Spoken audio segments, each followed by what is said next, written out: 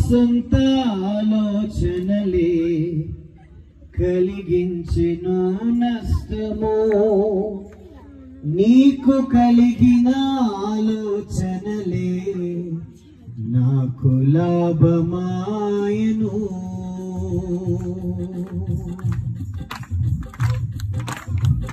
నా సొంత ఆలోచనలే కలిగించెను నష్టము, నీకు కలిగిన ఆలోచనలే నాకు లాభమాయను.